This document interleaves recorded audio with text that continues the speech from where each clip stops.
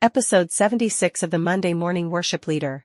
Digital Minimalism. Praise God from whom all blessings flow. Praise Him, all creatures give His glory. Praise Him above, praise heavenly hosts. Praise Father, Son, and Holy Ghost. Hey guys, Brother John here. It's so good to be with you on the podcast this morning, 5 a.m. When this comes out, you know I'm in bed, right? I'm in bed. It's 5 a.m. I am not up yet. But because of the wonders of digital technology, I can put this podcast together earlier in the week and get it set to go out at 5 a.m. Monday morning, because it is, after all, the Monday Morning Worship Leader. Well, what I'm going to talk to you about today is in the form of digital talk.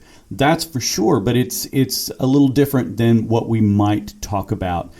This doesn't directly have anything to do with worship. This doesn't directly have anything to do with music to a large degree, but what it does directly have a lot to do with is my personal ministry and something that I am doing that I hope that if you are suffering from some of the same things, which we often are because we're techies by nature, we often are suffering from these same issues, and we're creatives too, that maybe you'll have a reason, maybe you'll see that, oh, okay, I'm not crazy, I can do this too.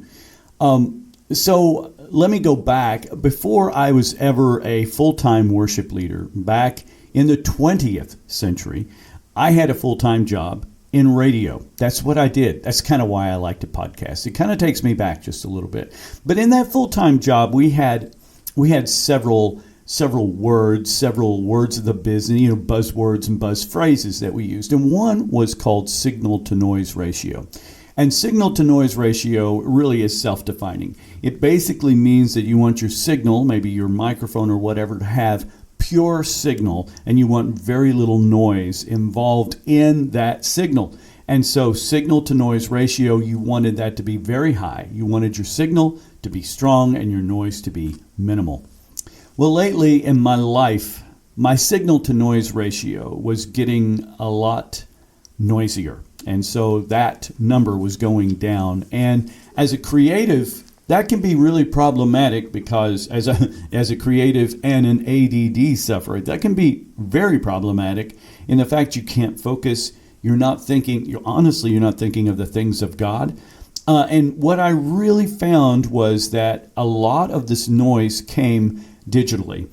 And a lot of this noise came from things like social media, from my phone going off constantly, from, just having to deal with issues pertaining to things that weren't important. And so about a month and a half ago, I started a digital fast. I didn't get away totally from things, but as you're going to hear me describe what I've done, I think you're going to see that I just took a more of a normative look at the situation, and I'm doing a couple of things about it, and I'm going to describe that in the next few minutes for you. So the first thing that I realized, most people check their social media on a minimal of 40 to 60 times a day, but it's usually more like 200 to 300 times a day. So one of the first things that I did was I decided I'm going to, and by the way, in our Good Word today, these aren't tips that I came up with, all right? This is some stuff that I read about, and I'll share that with you. But what I decided to do was, first of all, I spend only one day a week on social media. It's my day off, and I'll allow myself about 30 minutes to an hour to get on social media, answer questions, responses, that sort of thing. I've quit using likes. I've quit using all of that stuff, just scanning things, I put up, for instance, the podcast on my site for one thing, and that's why I use Monday to do that. But I also eliminated a couple of social media accounts that I wasn't using. I have, unfortunately, and I'm not a mean person, but I've eliminated so-called friends from my social media account, people that if I couldn't recall who they were, I just let them go because my social media account, especially Facebook, it just become quite bloated. And so social media once a week, that's one of the things that I do. But really kind of the big thing that I started doing was minimal use of my smartphone. When I go into the house, for instance, it goes in my room, and I'll check it before I go to bed to see if I have any calls, any messages. Everybody here at the church knows my wife's number, and they know if they can't get hold of me, if there's a church emergency, they can always call Kim. My wife, Kimberly, she has her smartphone on her all the time, but she also has a very much more balanced approach of her usage than I would tend to have. And so my phone goes away. I don't plug it up in another room. I do plug it up in my room, but I just don't pick it up. So it's there, and I try to only use it for work. I've deleted my social media apps from my phone. That way, I'm not tempted to check it. One that I have left on is WhatsApp, because a lot of my friends in other countries use it for communication and almost like texting or a phone. And because I do travel sometimes, I'm leaving that on my phone, but that's the only time I ever use it. So in that, I'm using my tablets a little bit more, but I'm trying to watch my use of that, checking my email only about 3 times a day. And so, I'm just doing some of these things to allow myself to have a little bit more space. Now, one of the things that I have adopted that I will tell you is just fantastic is I'm writing more. And not writing like as a book or anything like that, but I'm writing notes more. For instance, I have used this program, and I highly recommend it. It's really kind of cute. It's called PocketMod, PocketMod. PocketMod, just type that in Google and you'll find it very easily. What that does is it takes a single sheet of paper and it turns it into a small wallet-sized tablet of 8 pages. And on those 8 pages, I have my front page, which always has a Bible verse to memorize that week with my name and contact information. Then I have a things to do list on there, and I have 2 pages of that. Then I have my week at a glance, which is fairly sizable, so I can write stuff in it. Then I have my month at a glance, and I have the next month at a glance. And then I have an open page for notes, and then the back page is the entire calendar of 2025. And so I do those once a week. I print them up on sometime during the weekend, and then I have it all week long. The nice thing about it, I used to use something like Field Notes, but and those are nice books and everything like that, but I started losing them. With this, you use them once, you have them for 1 week, and then you print out another one. So if I were to lose this, it wouldn't be the end of the world.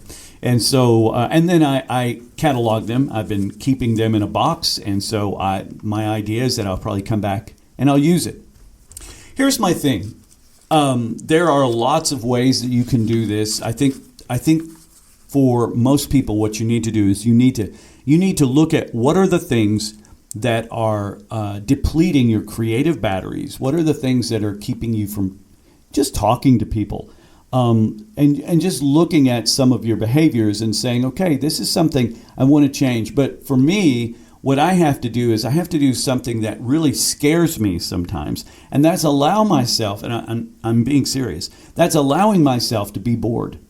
It's allowing myself to sometimes just sit and listen and talk to the Lord, even at times where my brain starts to get busy. And I found actually that when my brain starts to get busy, the worst thing that I can do is feed it social media or go right to my smartphone and feed it from there. And so I have found that in this fast that this is really working well. How long am I going to do this? Well, I'm hoping to develop actually some lifestyle habits with this. I really am hoping that I don't go back to the smartphone too heavily. In fact, I was really trying to get a feature phone, but that so far has not worked very well. There are some things that my smartphone does that unfortunately I kind of have to have in my work environment here. I found a GPS, for instance, is not as robust as a phone would be when I'm traveling. Also, there are like encryption keys and things like that, apps that I have to use for work. So for right now, I think I've got to keep the smartphone. I've just got to make some rules about it.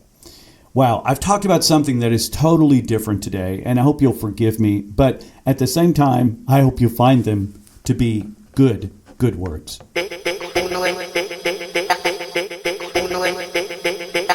Today's good word is the book that I was reading that really stemmed this, and it's called Digital Minimalism by Newport. This is a bestseller. It's been out for maybe 6 or 8 years. But it's a fantastic book. I have it on my tablet. It's kind of ironic, but I do. And it really does.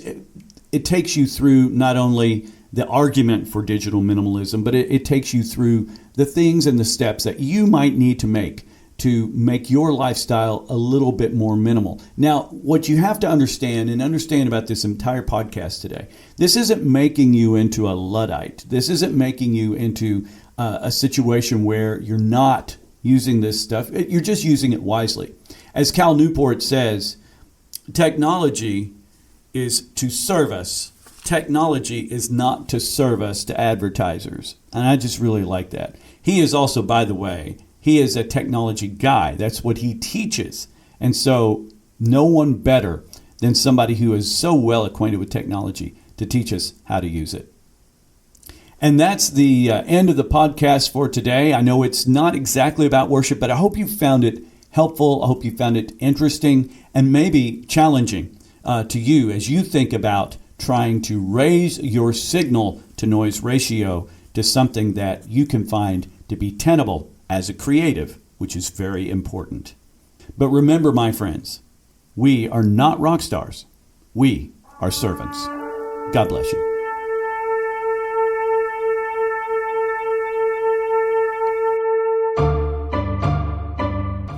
It's Rosh Hashanah time. What does that mean? Next time on the podcast.